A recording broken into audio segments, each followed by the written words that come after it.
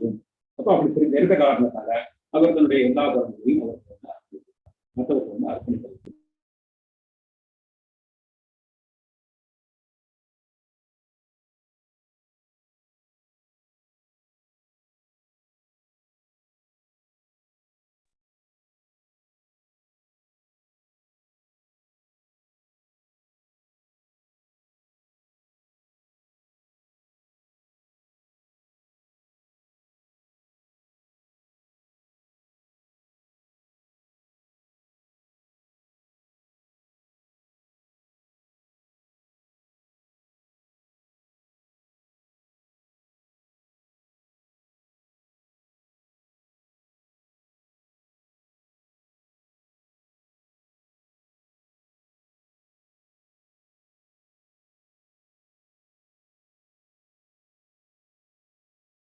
அவருடைய 9 சகோதரர்களும் இருந்தாலும் சொல்றாங்க.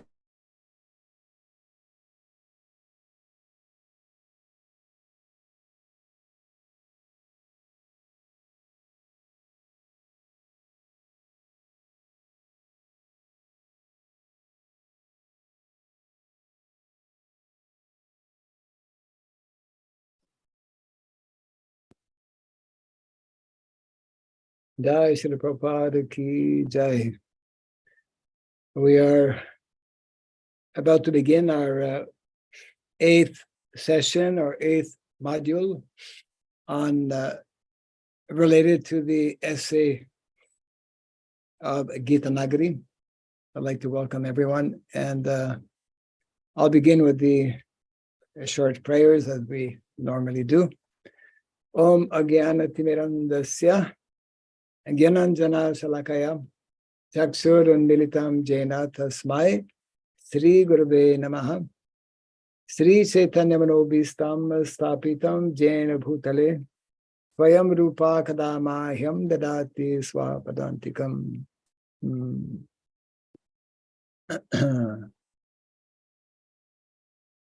Nama Om Vishnu Padaya Krishna Prestaya Bhutale Srimate Bhaktivedanta Swamin Iti Namine Namaste Saraswati Deve Gauravani Pracharine Nirvishesha Nevadipasteta De Satarine Jaya Sri Krishna Chaitanya Prabhu Nityananda Sri Advaita Gadadhara Sivasadi Gaura Bhakta Vrinda Hare Krishna Krishna Krishna Hare Hare Hare Rama Rama Rama Hare Hare. Jai Srila Prabhupada Ki. In our presentation yesterday, I indicated that our session this evening will be dealing with the subject matter of, I guess we could call it, Vedic leadership. Within our ISKCON society, actually, we do have some seminars at times on leadership. There are leadership positions. There are leaders within our ISKCON society. However, within the context of Varnasrama, we are looking at things in a much more involved, much broader sense in terms of leaders for either a village, leaders for a state, a country, and for that matter, leaders for the whole world. We know how previously there were monarchs or kings, and amongst different kings, we read about the role and the position of emperor. And of course, nowadays, most of us know very little about and have been very less exposed to monarchy. As a matter of fact, monarchy, I guess, is not very popular in modern day society. Everyone is like promoting and pushing, supporting democracy. We will recall in one of the earlier presentations how it was directly in connection with the French Revolution that took place in Europe a few hundred years ago. Two main elements within society, or we could say two levels of leadership, and namely the church at that time, and secondly, the royalty, because a few hundred years ago, that was the norm in so many countries. Kings were there, and different countries were still following, well, maybe remnants of the Vedic culture in terms of Vedic monarchy.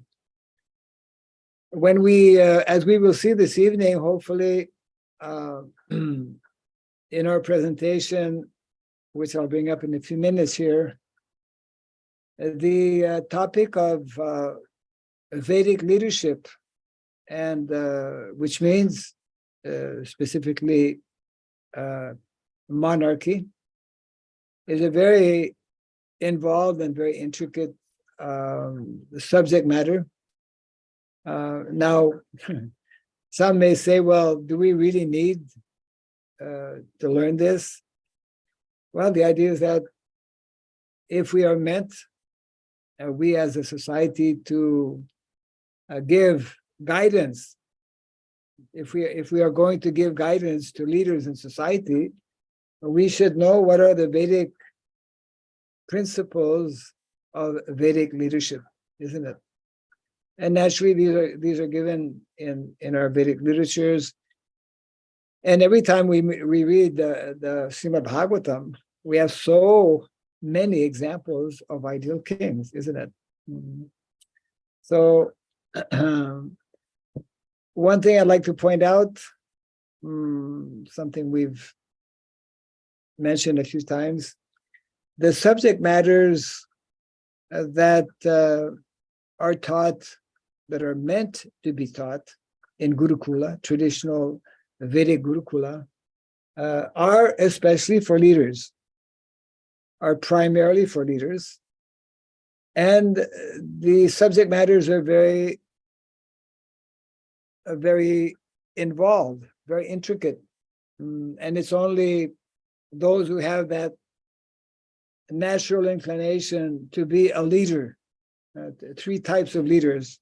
Actually, it's nice to see how society is basically divided into two: leaders, ideal leaders, and followers, ideal followers. When there are ideal leaders, the followers more easily will accept those leaders and serve under them. And this aspect of being a leader and being a follower is quite mixed in our present day society, largely because it's artificial. But that's one of many reasons why the more we can acquaint ourselves with this more natural Vedic lifestyle, which is primarily in villages where there is natural leadership also as well, then within this kind of more natural setting, the natural inclinations of individuals will come up. So let me share my screen. Yes.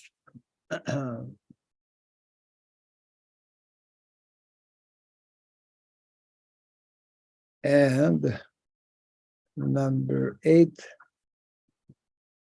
Yes. GITA NAGARI essay, The Science of Politics, which is actually a topic that some of our devotees who have attended our series on Vedic sociology will remember.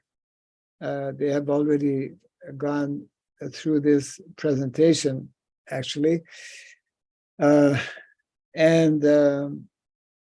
you will recall, actually, in the essay on Gita Nagari, at one particular point, Srila Prabhupada explains how Gita Nagari will need to have the support of the king or whoever are leaders. It may not be under a monarchy. Many of these principles, of course, can be introduced even though monarchy is not there.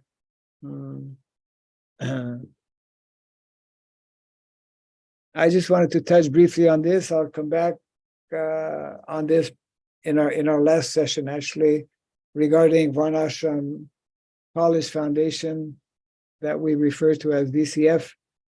Then there is Varnashram College Online, VCO. This course or these seminars that I'm presenting is like a combination of these two, actually these three, we can say. The last one being Varnashram Men's College. The Varnashram College Foundation is meant to introduce these sciences, this being one of them, the science of politics. And it's meant to be, Prabhupada explains how in the Vedic culture, the natural leaders of a country, for example, the natural spiritual leaders, that means Brahmana, within the Brahmanas, and the natural leaders in terms of farming, agriculture. These are traditionally, and for a number of reasons, taken up by men. And I don't want to go astray too much here on the subject matter of why men's college. I think it would be interesting to have a discussion on this because in modern day society, there are so few men's colleges.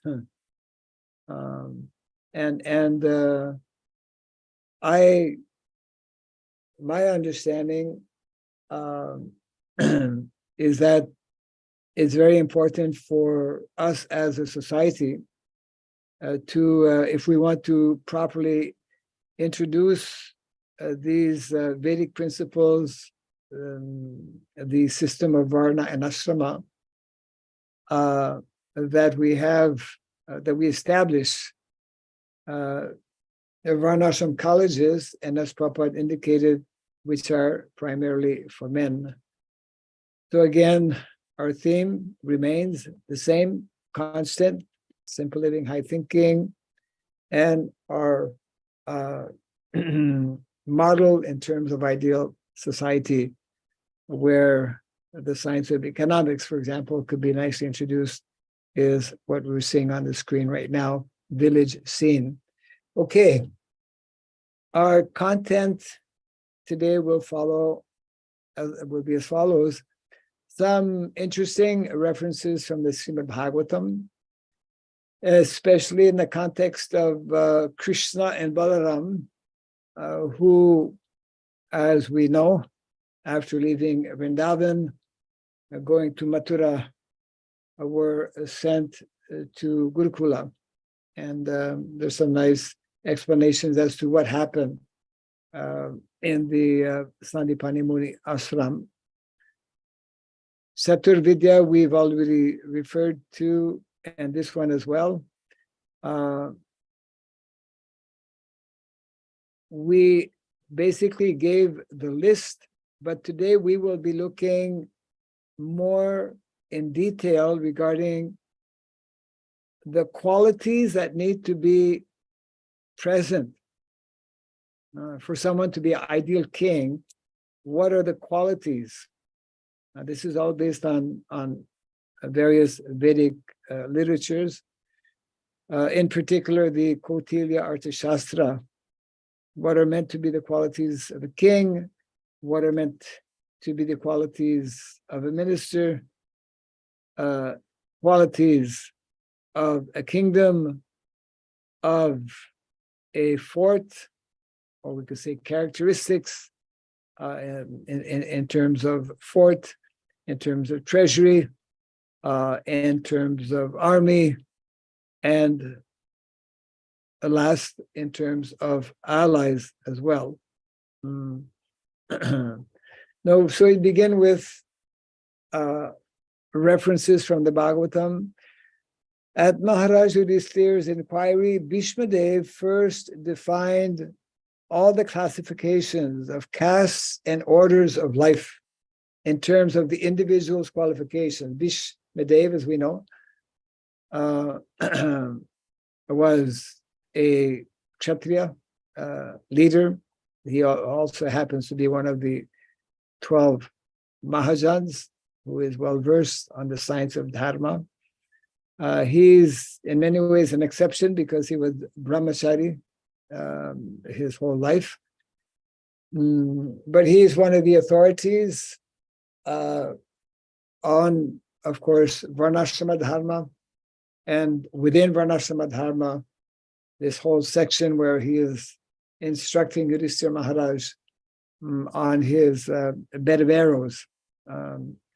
Many very important instructions in that whole lengthy conversation. So Grandfather Bhishma Dev gives the following, okay, that's coming up in the next verse. The conception of 4 castes and 4 orders of life are there to actually help accelerate transcendental qualities within individuals. Very often devotees present the argument that we just need to chant Hare Krishna. This statement is telling something a little different. Of course, by chanting the holy name, by chanting the holy name purely, all good qualities naturally will develop.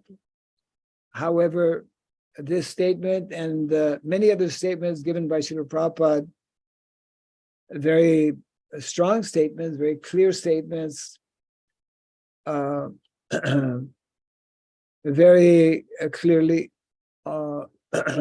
explain how it is necessary, we could say, for the vast majority of devotees to follow the system of Varna and Ashrama, to develop these qualities. The actual qualities we want to develop are the qualities of a Vaishnava.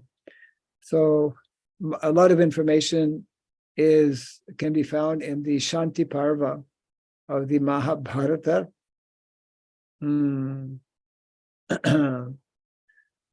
So the Varnashrama Dharma is prescribed for the civilized human beings just to train him to successfully terminate human life. So Grandfather Bhishma Dev advises 9 qualifications that we must develop. Later on, we'll be seeing different books of reference, and this is one of them. In the Mahabharata, the whole presentation given by Grandfather Bhishma Dev. And so he gives a list of 9 qualifications that we should all develop, beginning with not to become angry. I mean, this is a general for people, general instruction. Number 2, not to lie. And number 3, to equally distribute wealth.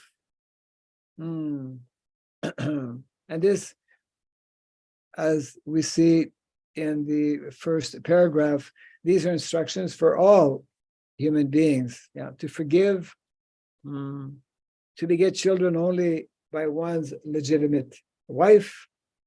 6, to be pure in mind and hygienic in body.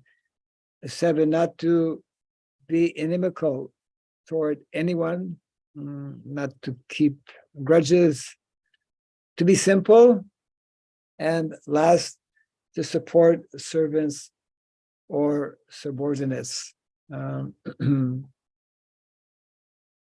One cannot be called a civilized person without acquiring the above mentioned preliminary qualities.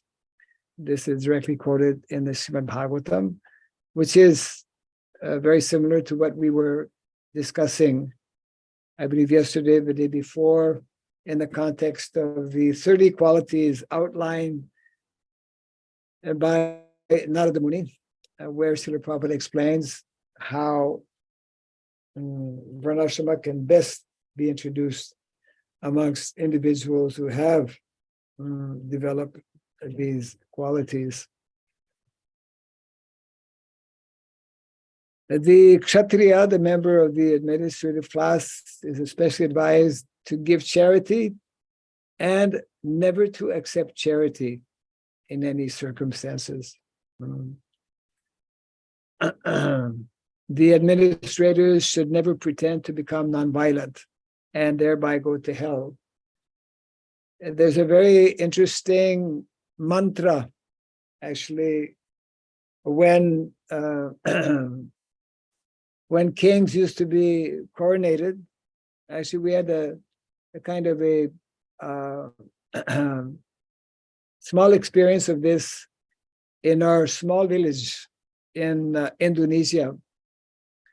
Our village, which is called GITA NAGARI Baru, New GITA NAGARI, at one point, actually, after a few years of establishing and developing the community, which also meant interacting with the local governments, our village actually is officially recognized as has a particular status for which the head of our village, and of course he's a devotee, gets a small amount every month.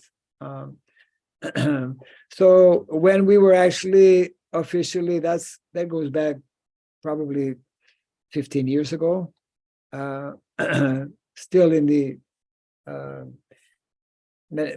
relatively early days. So there were two ceremonies. One was ceremonies where government officials came and we were in this way officially recognized. We spoke and gave them some gifts, etc., like that. And then we had our Vedic ceremony.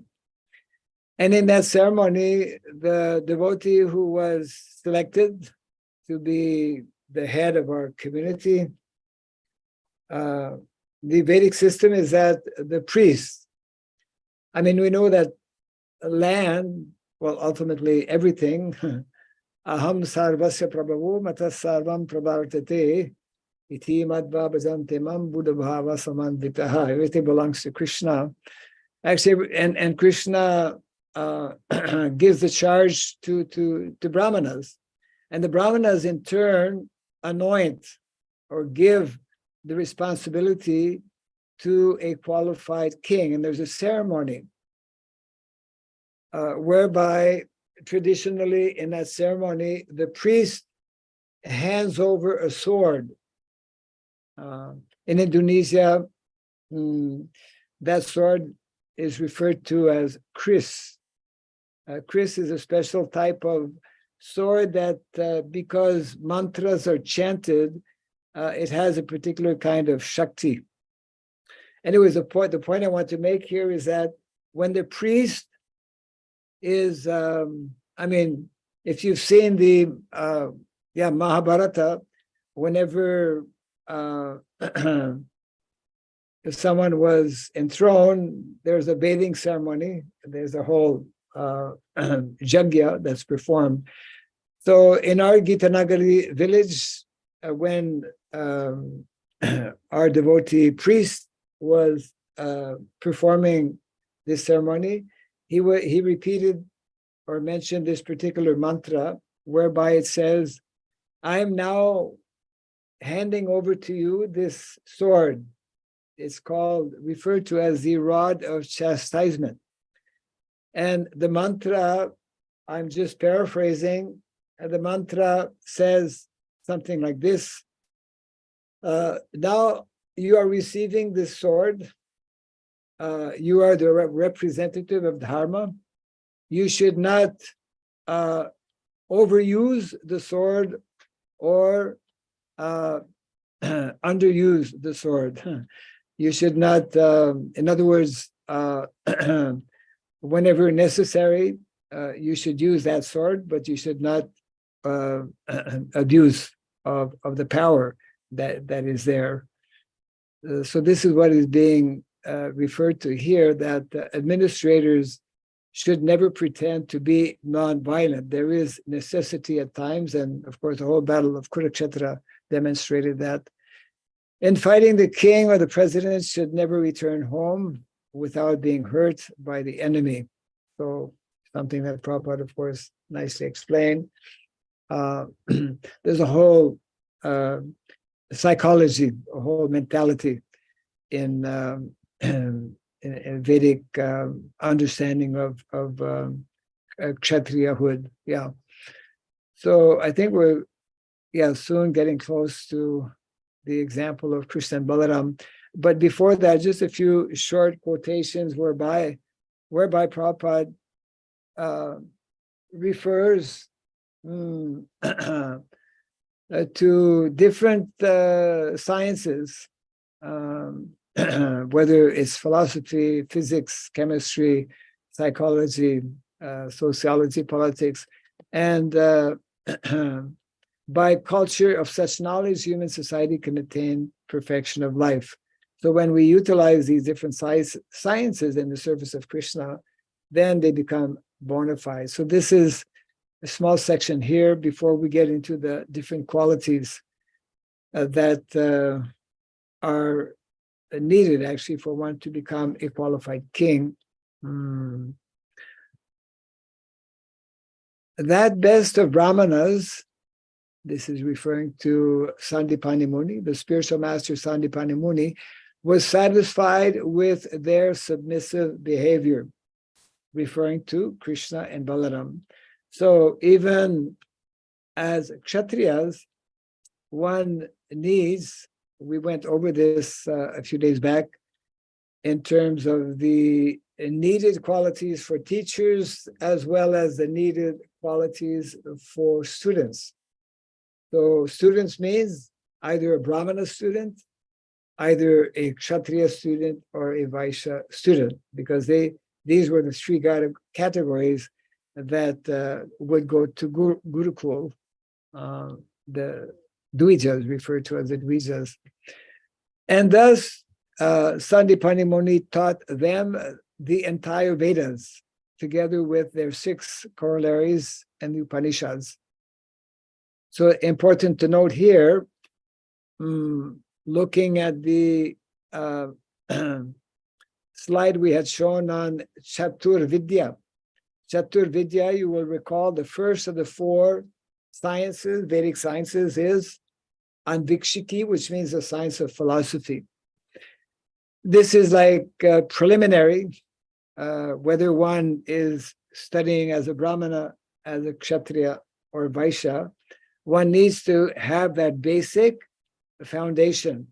And so Sandipani Muni followed this same principle, as we can see here in this verse. First, he taught them the Vedas. He also taught them the Dhanurveda, so which is dealing, of course, with the science of Kshatriyahood, with its most confidential secrets, the standard books of law, methods of logical reasoning and philosophical debate, and the 6-fold science of politics. So, I mean, this is directly from the Srimad Bhagavatam. And in the purport, Srila Prabhupada quotes Sridhar Swami. Srila Sridhar Swami explains that the confidential portion of the Dhanurveda, military science, includes knowledge of the appropriate mantras and presiding deities of warfare. I mean, just reading this, we get a little glimpse of, it would take years, many years, generally less than what Brahmanas would learn. Brahmanas would stay for longer in the Gurukul. And here it mentions how the sixfold political science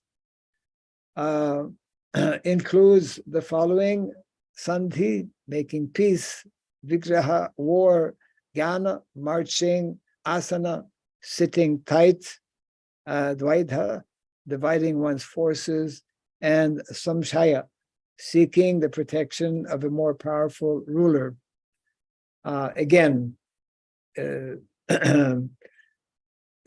directly from the Bhagavatam, and naturally, this particular subject matter will be only of interest. I mean, in terms of going into details, should be of interest to basically two classes of men: those who are actually Brahmanas. They will want to know, they need to know, because they need to teach that, and naturally to those who will be Kshatriyas. O king, those best of persons, Krishna and Balaram, being themselves the original promulgators of all varieties of knowledge, could immediately assimilate each and every subject after hearing it explained just once. So they also learned the 64 arts and skills. That's a whole other subject matter, very much involved. And they satisfied after receiving their education in the Gurukula. They satisfied their spiritual master by offering him Guru Dakshina. So again, connected with what we mentioned before, no fees, but at the end, one should be, So that's also there for training up Kshatriyas. These are just a few quotes where different subjects are mentioned by Srila Prabhupada as being bona fide subjects that we can learn, and which are taught actually in Gurukula, whether in the context of Brahminical culture, Kshatriya culture, these two cultures especially. Yeah. Just a few more quotes here. Yes. And of course, we've already covered this. We don't need to spend very much time, but this is what I was referring to, that this first one, Anvikshiki, is for all the Dvijas. So this is a basic summary of what we have already covered. Important for us to understand the 6 occupational duties of Dvijas, because that's also connected with Kshatriyas. Some are mandatory and some are not mandatory, means optional. What is mandatory is to study the Vedas. And it's very interesting how even the Kshatriyas, study of Vedas is not only for, it's for all the Dvijas. And in the Kautilya Arthashastra, it mentions how a king studies at 3 times, at 3 specific times. Actually, there's a very detailed outline of the daily activities, the schedule, what time ideally a king should rise, what he does in the morning, what he does in the early morning. One of the things he does in the early morning is actually he meets with spies, because spies are a very important component for one who is a leader. So this is all delineated actually in our Vedic literatures. And of course, it's not a subject matter that many people, I mean, it's not taught within our society. However, when we understand, when we become convinced of this most important instruction given by Srila Prabhupada, that we have to develop a curriculum to train brahmanas, a different curriculum to train kshatriyas, and a different curriculum to train vaishyas, then many of these aspects need to be in the context of kshatriyas included.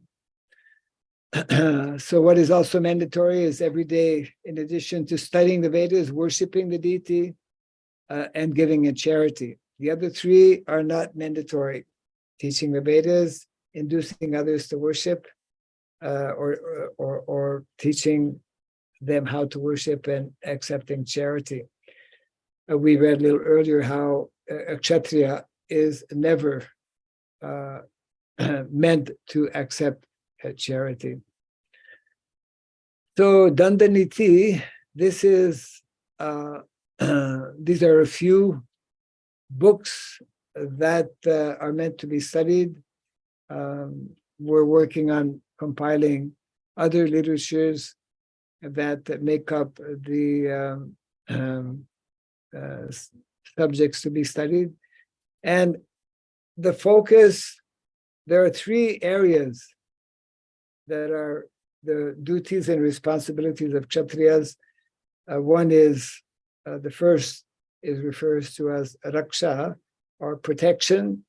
Protection means protection of territory, protection of citizens, and of course, in the Vedic culture, citizens includes also all living entities over and above humans, not only human beings, protection of all life form, and then naturally protection of dharma. Second main area of responsibility is called palana, administration, which directly, of course, refers to organizing society, having an office or a fort where the whole kingdom or village, whatever one is governing, is properly administered. And the third one is yoga kshema. Yoga kshema refers to welfare in times of calamities or great upheavals within society. When people are in distress, then the king has to provide, at least for the basic well-being, basic shelter, basic food for the citizens in his country. Now, we're not going to go over this here, but what we'll be doing now is taking each one of these, and I'm sure some of you will be surprised to see how many of we covered this also, we're just going to skip this. What are the different qualities that a king should have? And it's broken down as follows. One, qualities of one easily approachable, and there are 14 such qualities. Secondly, a king should be very intelligent. Qualities of intellect, 8 are mentioned. Qualities of energy, 4 are mentioned. And D, personal qualities or personal excellences, 22. So we've already added that up. That's 48. That's a lot. And we're just going to go over this without spending too much time, so that we can get some understanding of why is it that previously, I mean, when we read the Mahabharata or Srimad Bhagavatam, and we come to know the story of such great personalities, Prithu Maharaj, King Rishabhadev, different Manus who rule the world, Parikshit Maharaj, Yudhishthira Maharaj. There's so many, because kings are meant to be examples within society, and people, as Krishna explains in the Bhagavad Gita, people are meant to follow. Yet acharati shrastas, those who are ideal in character, in behavior, etc. The natural tendency of the common people is to follow such great personalities. So it's important for us to know that all of these different qualities were known. They are there in the Shastra. And there is a whole training whereby these can be coming out. They can become manifest. And of course, many of these qualities are one is born very often with these qualities, just like we are born influenced by different modes of material nature. And therefore we tend either to become Brahmana, Kshatriya, Vaishya, etc. And what are these 14 qualities of one easily approachable? He should be born in a high family. I mean, the question of lineage, especially for monarchy, is probably more obvious than others. Secondly, endowed with good fortune, intelligence, and spirit, he must be willing to take counsel from others. It's very important because a king has ministers from whom he receives instructions. A king is also meant to take guidance from brahmanas. So that's a very important quality. King Vena, as we know in the Bhagavatam, did not have that quality, and therefore he became totally disqualified. Pious, naturally, truthful in speech, not breaking his promise, grateful, liberal. These are the first of 14 qualities. Of great energy, not dilatory or causing unnecessary delay. We know how whenever there were disputes, the matter would be brought up, because every day the king would actually give audience, isn't it?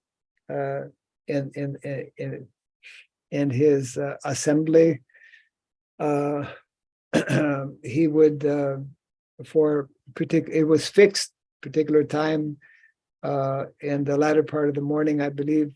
He would give audience, and if any disputes were there, it would be settled immediately. Resolute, not having a mean counsel as ministers, naturally, of course, and then desirous of training.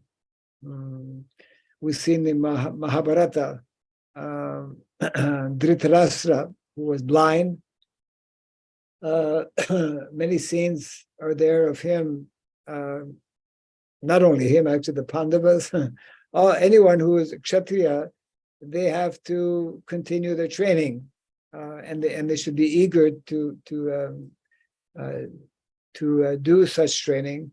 Similarly with Brahmanas, the training for Brahmanas is to become proficient in Vedic knowledge, to learn mantras, to be acquainted with so many different sciences that are presented in the Shastra.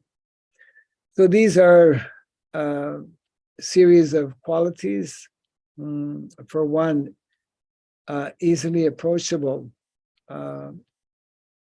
This is from book 6, The Circle of Kings, from the Arthashastra. What are the qualities of intellect? They're given 8 in number. Desire to learn. Some of these are a little bit overlapping. Listening, someone who's a good listener, good learner, one who's able to remember, good retention, and a thorough understanding. I mean, these are all important for all of us, but especially for someone who will take up this type of leadership position for a whole nation or a whole country. Reflecting, rejecting, being able to discern, just like Krishna explains in the Bhagavad Gita, pavitram cha nivrittim cha janana vidur asura, pravriti marga and nivriti marga. One must know. It's very important, especially for the Brahmanas and the Kshatriyas, yes, so that immediately one can discern, can reject what is seemingly, possibly for the common people, acceptable, but for a Brahmana, not acceptable, and he will reject it. And naturally, always desiring to establish the truth, satyam, which is one of the 4 pillars of dharma. So Kshatriyas, as we saw a little earlier, Krishna and Balaram, they studied the Vedas. So they must be well versed in the principles of dharma, because they have to uphold dharma. Yeah. And this is the reference here, section 96.4, the qualities of intellect. 8. And qualities of energy are listed as 4: bravery, naturally, resentment, quickness, very fast, and dexterity. Yes. And this is the reference 96.5. Personal excellences, 22 are listed here. Eloquent. I'm sure all of us, it's kind of rare actually, but it's very wonderful to hear someone who speaks nicely.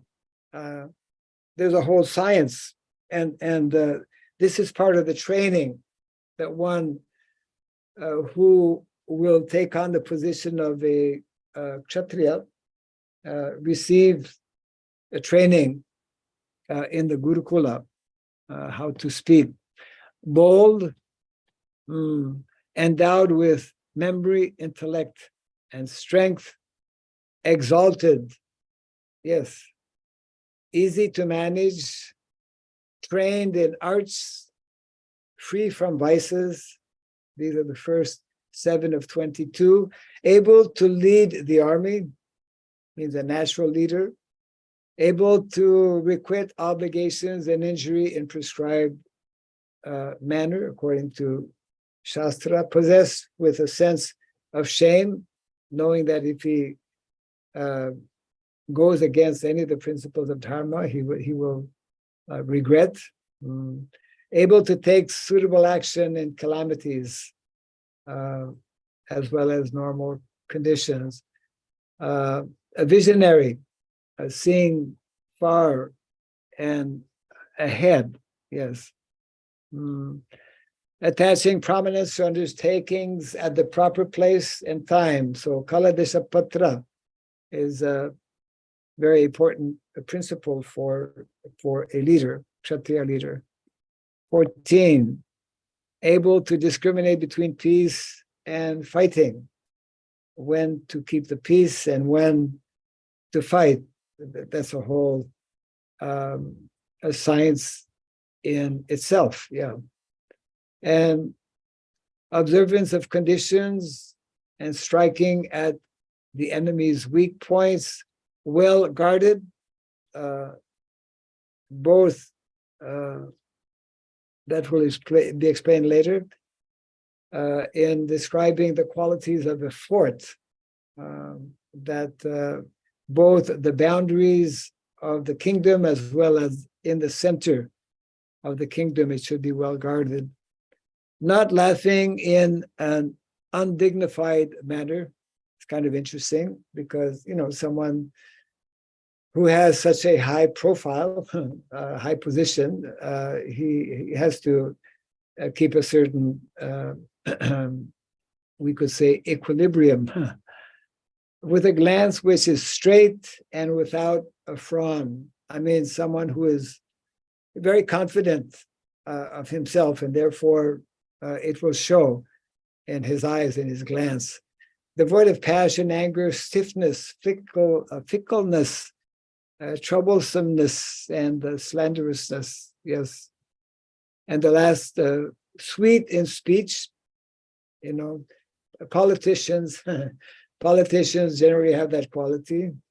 They should have that quality, and that's how they win people to their side. That's how they can convince people.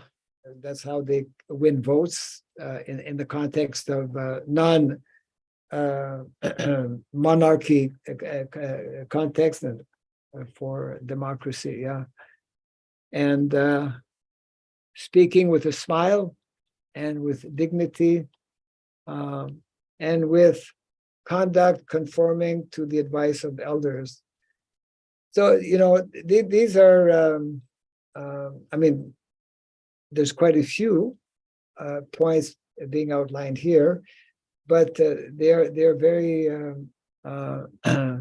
very important qualities that such persons having such power within society as leaders. Yeah.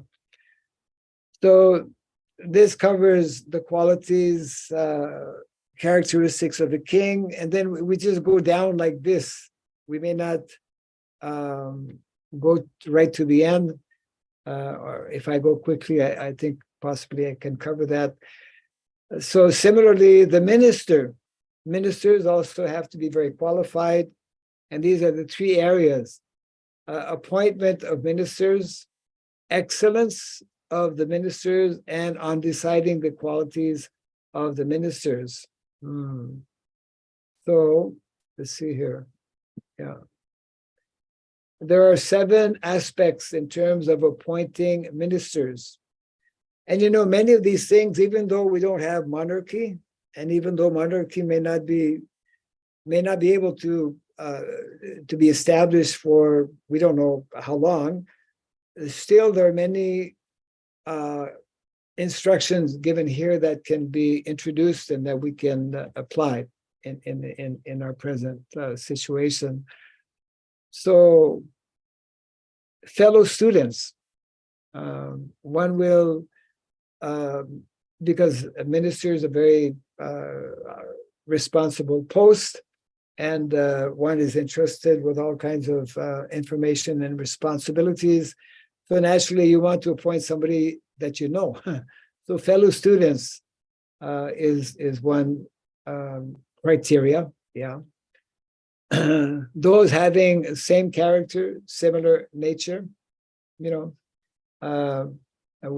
can, knowing these guidelines, these criteria, we can introduce those in our respective areas. Those who are loyal to him, of course.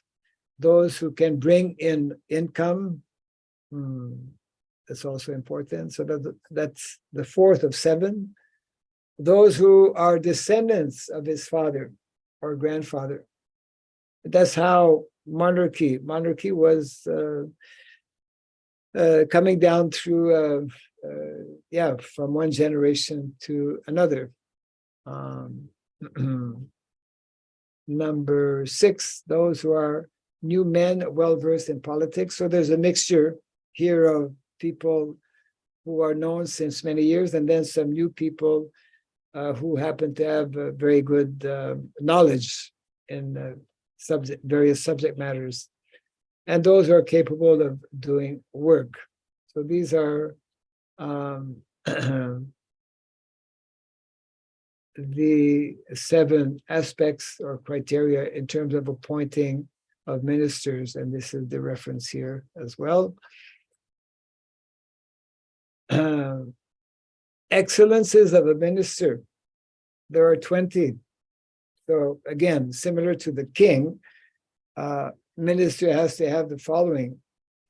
Ideally, not ideally, he should be a native of the country.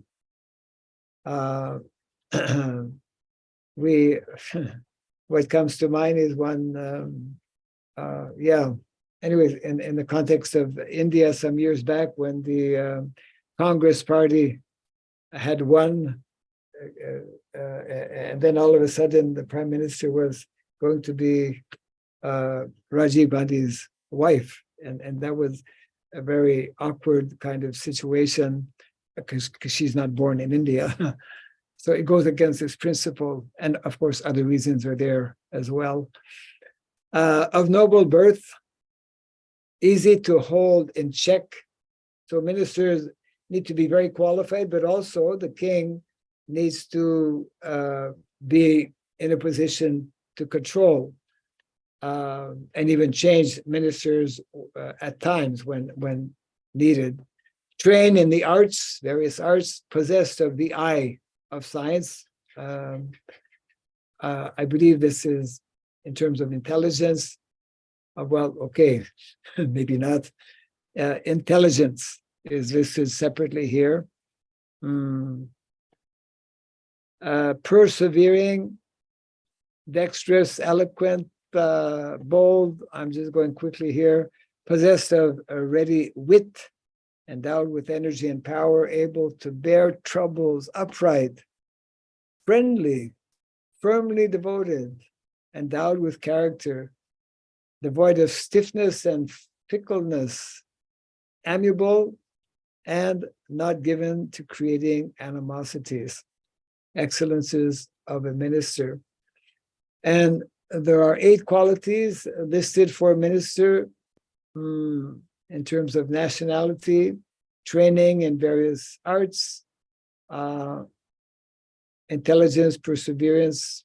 This seems to be maybe summarizing points that have already been presented here. And last, in terms of the minister, 8 qualities: uprightness, friendliness, of good character, naturally. Whole Vedic culture, we will remember, often quoted by Srila Prabhupada. First is character. Yeah, first is character. Friendly, absence of animosity. Yes, these are the 8 qualities. Now, interesting regarding the kingdom, there are 21 items listed in this section describing the excellences of a country. We're already, close to 9 o'clock here, at least 1 hour down the line here. So I'll go a little quickly so that we have some time for discussion. Yes, these 21 items can be helpful to those seeking to acquire land, because it has to do with a kingdom, naturally with land, or those wishing to develop communities in existing villages. There's 2 ways we can go about. We can revive the agrarian lifestyle in 2 ways, basically. One is by going to villages, becoming part of a village, gradually introducing, reviving the Vedic culture within that village. That is one way. And because there's, here in India at least, there are many villages, lacks of villages are still there. And therefore, in many ways, that is easier to do. Or the other option, of course, is to start from scratch. Both have their merit and demerit, yeah. The more we find these excellences in a country or community, the more chances, of course, will be there to succeed. Each and every item needs to be considered closely and must be kept in mind by those who will be ruling the village or community. So therefore, I mean, these subject matters will be taught in the Varnashrama College.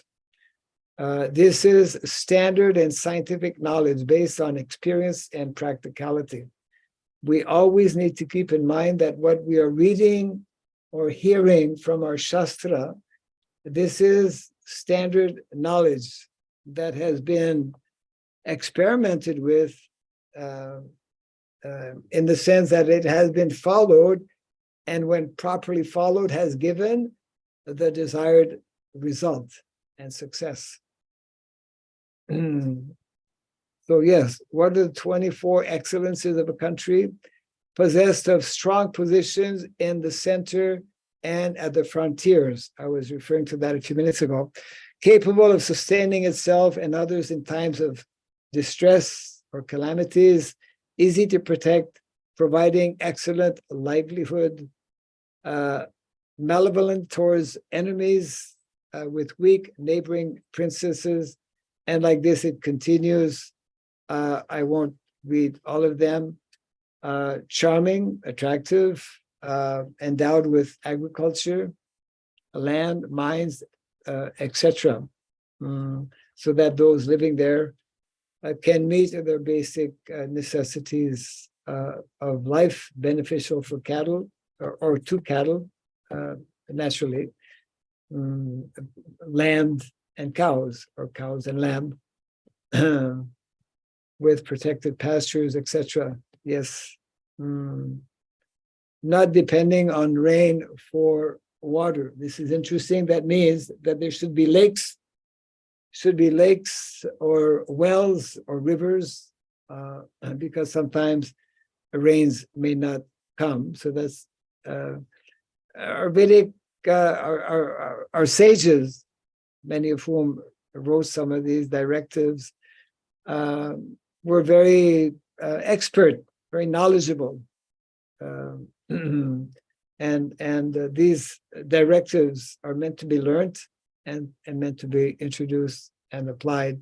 And the last few qualities here, farmers devoted to work,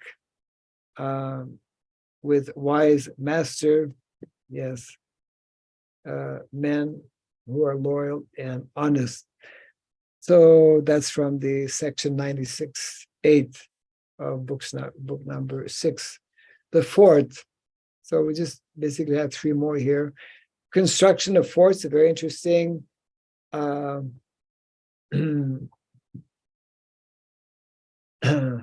are 3 areas or 3 ways. They're described as water fort, as mountain fort, as desert fort, or as jungle fort. So these have been followed previously here in India by different. I mean, Krishna had a fort, Dwarka, isn't it? Dwarka was a water fort. It was in the ocean. Yeah. Shivaji in Maharashtra, he had mountain forts. Still, we can see to this day, like that. Yeah. And here it mentions how a river fort and mountain fort are for the protection of the country, a desert fort and a jungle fort for foresters and retreat in times of calamity. Many very interesting aspects. And the center of the country should be the Staniya, or revenue headquarters. Excellences, treasury, naturally. There are 4.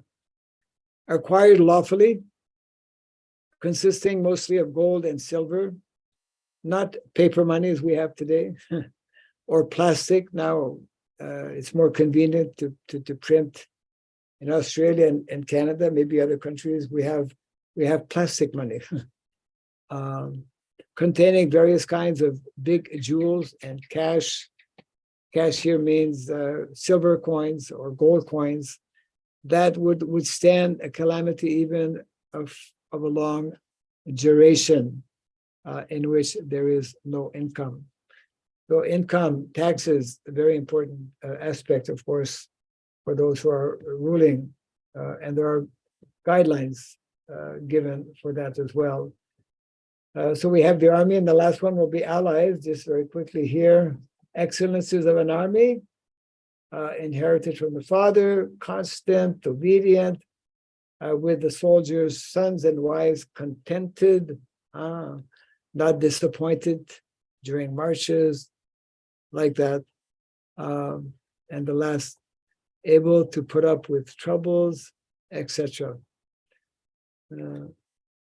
So as we go through this presentation, we see how detailed and very specific these descriptions are. And allies, having good neighbors or cultivating neighbors or being aware, excellences of an ally and excellences of an enemy. There are 6 in terms of ally. From the days of the father and grandfather, constant, under control, not having a separate interest, great and able to mobilize quickly. So if we have such type of relationship, then this naturally is very helpful to maintain and to protect a country. And excellences of enemy, there are 14 listed as follows: not of royal descent, means unqualified, yeah. Greedy, with a mean counsel. So all of these are negative aspects. The more our enemies are not following dharma, then this is an asset in terms of having them as neighbors, because they're not a major threat, devoid of energy. And the last, without a following, impotent, etc., like that. So let's see here. I think we are at the end of this presentation. Pretty well, yeah. I will come out of our screen here. And again, for those who are less inclined to study these subject matters, and maybe some devotees may think also, Maharaj, is this really necessary to study? And I would say, well, it's necessary for people who are meant to take up different positions of leadership. And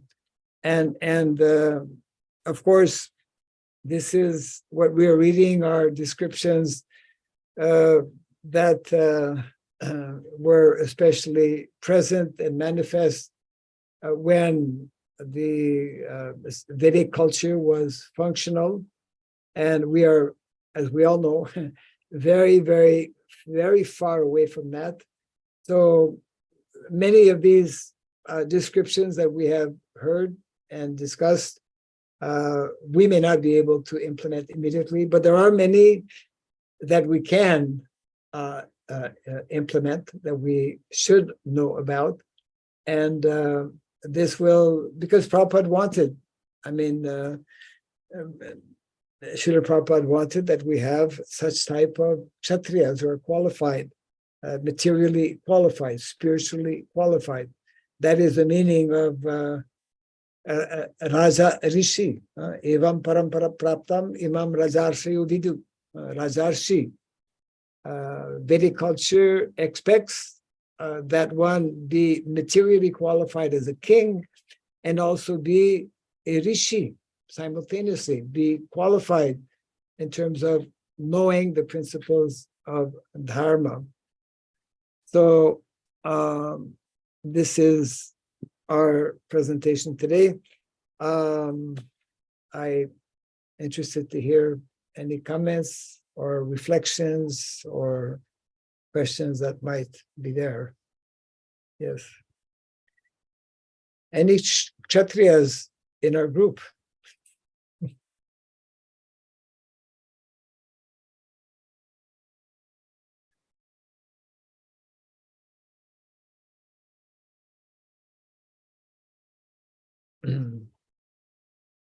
Okay, let's see here. Yes, Paranadaksai Vishnu Prabhu. You have the floor. Yes. Thank you very much, Maharaj, for a wonderful presentation. I really enjoyed it. I don't see myself as a Kshatriya, but certainly I would like to be a leader and be able to establish Varnashrama colleges with every ISKCON center. Jai, yes. So it's and what I'm being trained in now is so ideal. It's absolutely ideal for everything that I've always wanted to do in my life. Yes. So it's so wonderful. It's just truly wonderful. And if you can guide me as to how to take the next steps forward. Yes, yes. Actually, there are, when we speak of Kshatriyas and leadership, there are different, just like in the government, there are different levels of Kshatriyas. There are, for example, the intelligence branch, the KGB or whatever, CIA. So not everyone is in the front line fighting, because generally we have that kind of understanding. Anyone who is interested in organization, that's a Kshatriya quality, isn't it? Organizing, yeah.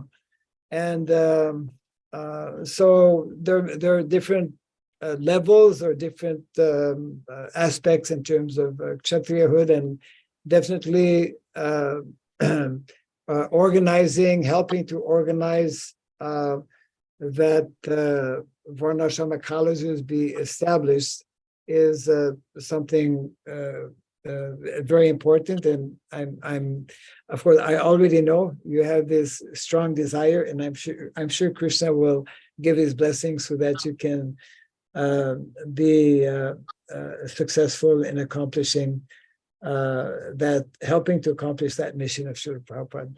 Thank you, Prabhu. Thank you, Maharaj. Yes, our Gauranitai, Prabhu. Yes. Hare Krishna, Maharaj. Thank you very much again, your endeavor. It's very enlightening. I would like to comment on your first introduction when you mentioned the French Revolution. Yes. Turning point. I would like to refer to Bhaktivinoda Thakur's Sri Chaitanya Shikshamrita, where he is explaining that if in a country people are divided according to their varnas, determined by their qualities, that society becomes effective. And this is beneficial for the whole world. And I mentioned Western countries are successful without Varnashrama system only because they exploit the nature and less intelligent people. But their success is temporary and conditioned, and due to time they will collapse, whilst crisis will arise. So only the time proved the efficiency of a social system. And the Aryan civilization is much older than any other, and it has remained intact with the same characteristics because of the Varnashram system. Yes. So if we want to establish a long-term devotee society, we have to consider that yes, maybe we can exploit the nature, we can exploit less intelligent person, but it will cause more and more harm. Yes. So I have a 30 years experience of Vaishnava community in countryside. And we have many ishtagoshtis. When questions arise, why we have so difficulties in simple life? Why not just have electricity? Why not just, selling things, products, and so many things, so many questions. So if leaders are conscious of these principles which you mentioned and which Bhaktivinoda Thakur mentioned, then they can answer very easily. And when we have friends, we can speak about these principles and practical applications, and we can convince them, okay, be peaceful, just remain in the country or just start to go. And that's the good way to increase the person's desire to stay in country. Also, it could be difficult. Yes. So that's my... Okay, thank you. Yeah, good points. Srila Bhaktivinoda Thakur, in a number of his writings, he has some very, naturally, because he's Thakur, he's very elevated, most elevated Vaishnava. He has some very good insights in connection with Varnashrama, and some of them you pointed out here. So thank you for sharing that. Hare Krishna. One more point, this French Revolution. Already at that time, they already exploited so many other countries. So it's not really a turning point. The turning point when Western countries started to, invade Eastern and South countries. That's the turning point. Yes. After that, they just different, disagreement and, just fighting with cats and dogs. So it's not really a turning point of the French Revolution. Sorry for Devarshi Prabhu. But anyways, that's something we could discuss at some other time. But when I read about the French Revolution and closely followed by the Industrial Revolution, definitely the French Revolution rejected two major elements, which we as devotees, as Vaishnavas, consider essential in society. And those two elements are the Brahmanas and the Kshatriyas, isn't it? So French Revolution, because of severe abuse of the spiritual leaders at the time of the church, and because of the severe abuse of a monarchy, they rejected now both of these levels of authority, and that had definitely consequences and influence. Anyways, more could be said regarding that. There are other aspects. Thank you, Prabhu. Yes, Devarshi Prabhu, and then we'll come to let's see. Yes, Devarshi. Yes, Maharaj. So I think I'm the only French in the group. Yeah, we won't pick on you too much here. Yes. So my question is like when you say about Brahmana and Kshatriya, can we say that in ISKCON nowadays, we can consider the spiritual master to be like Brahmana or close to Brahmana, or supposed to be close to Brahmana, and the GBC like close to Kshatriya?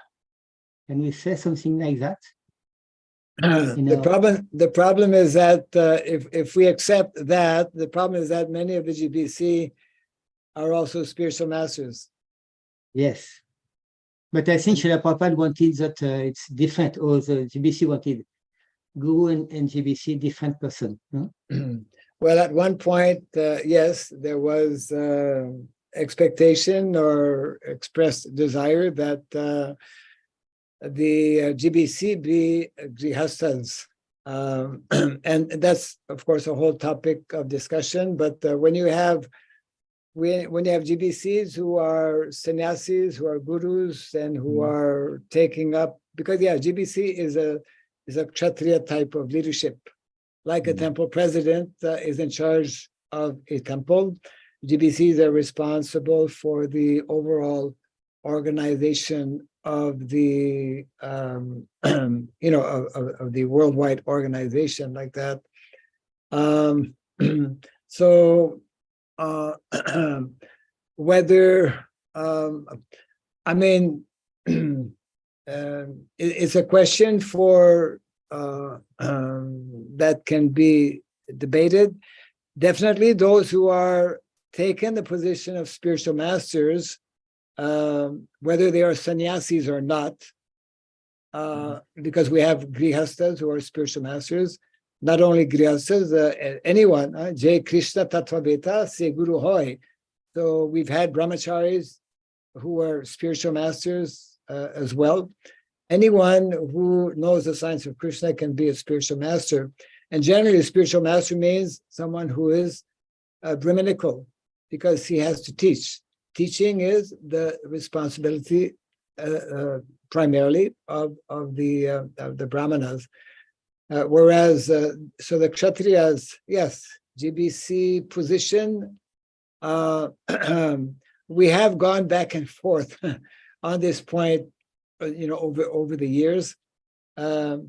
But I would say it's fair to say, in reference to your question here, that those who have the responsibility of giving spiritual guidance, means spiritual masters within our society, are meant to take, especially the role of a Brahmana, and those who are into administration, GBC is administration, organization, are involved more in Kshatriya type of activities. But we should keep in mind also how in Kali Yuga, things are very mixed, and therefore it's not always necessary that one be just, and very often, especially in our situation now, it's very mixed. What the ideal setup should be, I mean, there are discussions, there have been in the past, and there are still some now, possibly more so as well. My understanding and feeling is that ideally, those who are GBC members, it tends to become a conflict of interest when you're a GBC and a spiritual master, and having these two type of, wearing the hat of a Brahmana and Kshatriya at the same time, and when you have some kind of personal interest in the sense, because you have disciples, Yes. Okay. So yes, Prabhu, Dhanalada Prabhu. Yes.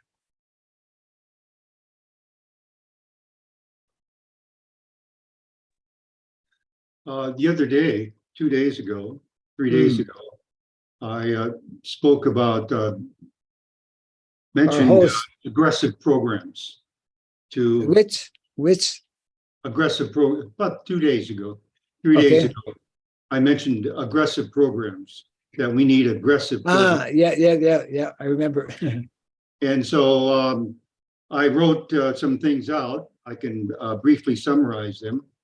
And the point is, in these programs, is that, as you just mentioned just now, we have such a mix in our world, in our society, that my programs are not meant to, my idea of programs are not meant to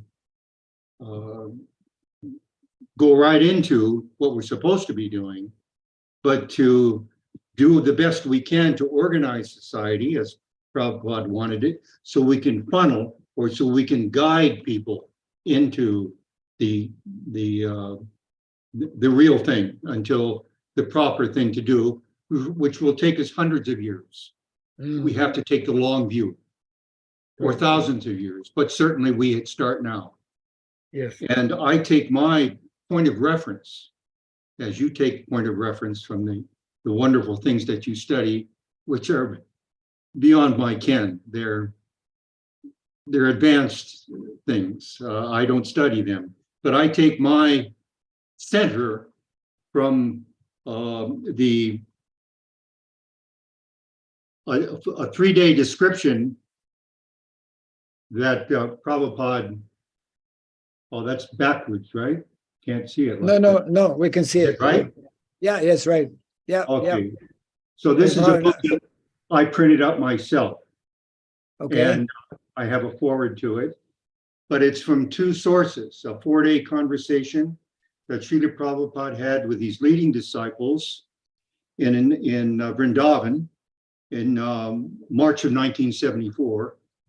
And then another room conversation in Mayapur in February of 1977.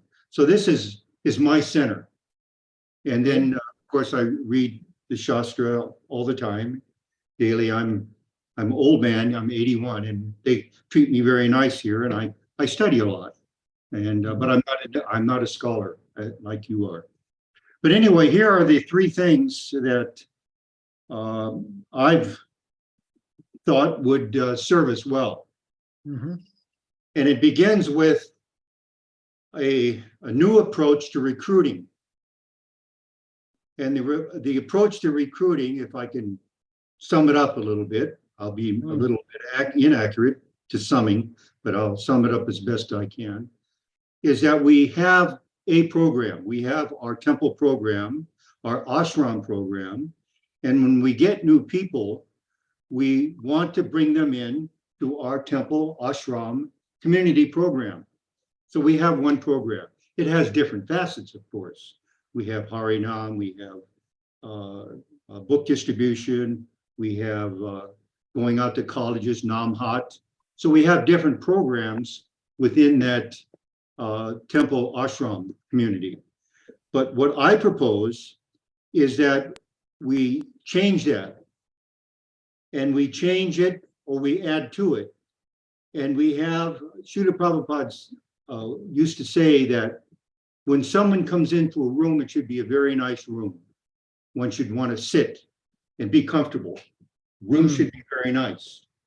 And so the first thing I would do, I'd like to see done, is we have an office in each center, and with a nice room and nice chairs, and we invite new people to come in and sit. And we don't tell them what they should do. Here, you can do this, this, this, we have this going, this, this, and this. But you ask them, what would you like to do?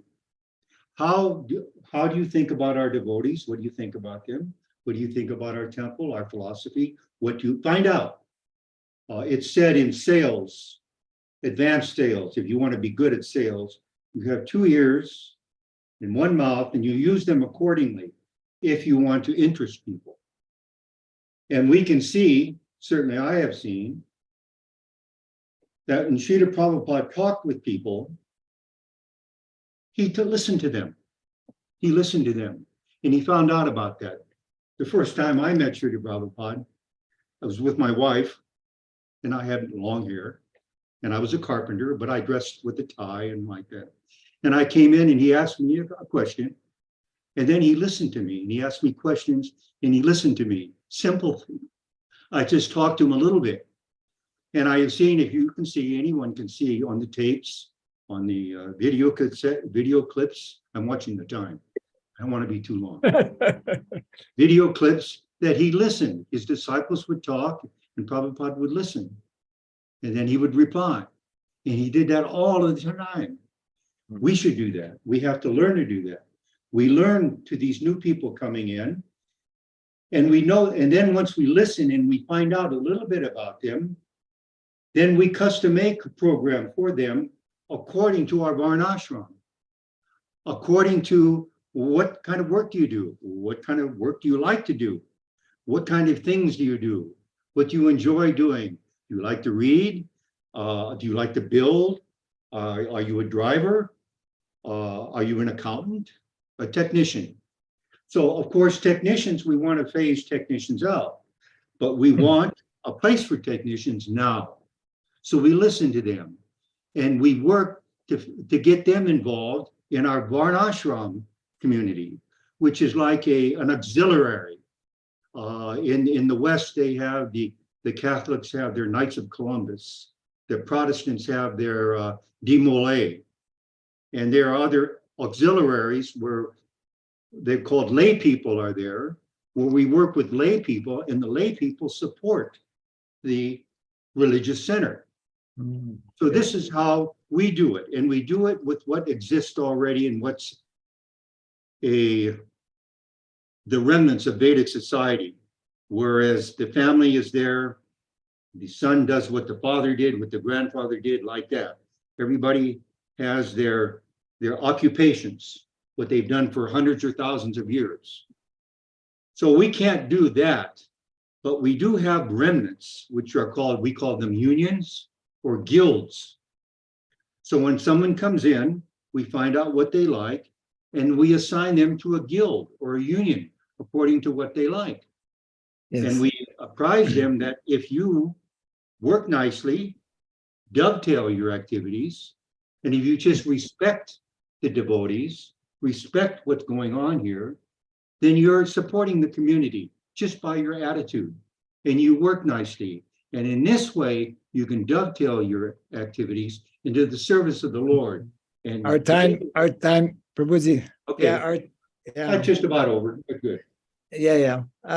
I would suggest, if it's possible, whatever you have put together, if you could share it at some point. I'm not sure exactly how. I've written a book, a couple of Okay. books, a couple of essays in a book. I would be very interested to have copies, and I'm sure others as well who are on the group here.